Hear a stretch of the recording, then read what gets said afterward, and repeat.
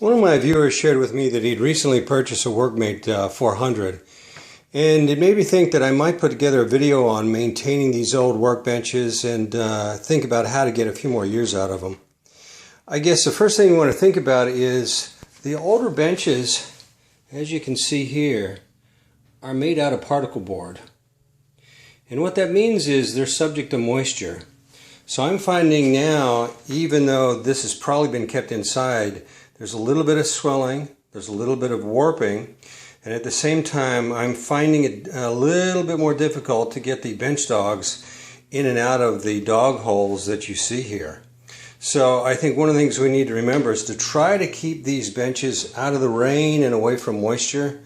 If you live in a high humidity area like I do, I don't know there's much you can do about that, but that certainly would make a difference, especially when dealing with this particle board absorbing moisture like it has a tendency to do. I think the next thing we need to think about is lubrication. I'm going to come in here closer and see if you can see this very well. This worm gear had an awful lot of rust, both here and on the other one as well.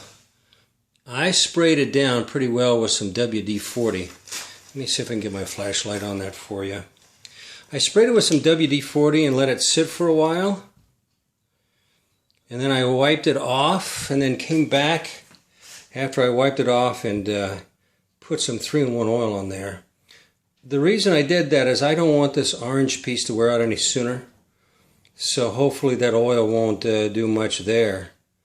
But that was one of the first things I had to do. We also have to remember that these mechanisms here sometimes are subject to rust. So if you haven't done so already, inspect this mechanism and see if you're starting any rust. This one doesn't look too bad from this side. But this side over here, I'm beginning to see some rust, so I'm going to go back and clean it off. And you can see it right in there. Of course, I'm going to tilt this up now so you can see it a little bit better. So bear with me while I tilt this up.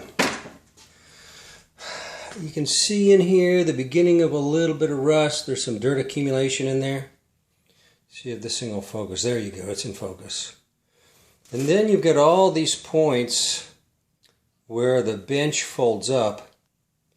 And let's see if I can get some light on this one too for you. There you go. Get a little light on that guy. There you go, it's in focus now. Maybe it needs to be cleaned, maybe it needs to be lubricated. Either way, I need to clean it just to inspect it and see what's going on. Same thing down here at this point. Could be rust, could be dirt. And then down here, these are pretty well coated and painted. But wherever you have moving parts, you might want to go back and inspect and then clean up any miscellaneous rust that you see elsewhere. Maybe touch it up with a little paint. But I thought I'd make this video for you to think about maintaining your bench. If you get one of the older 400s, not a bad idea to take a look at. Oh, before I forget too, tilt this guy back up. You do have some spots down here. Totally forgot, there's some spots down here. So you need to look at these positions down here to make sure they're not rusted out. So I'm probably going to turn this whole thing upside down and take a closer look at it. But if you have an older 400 or an older Workmate, you might want to take a look at those items. That'll give you a few more years out of your Workmate. So I hope this gives you some ideas on how to maintain your Workmate, and good luck on your projects.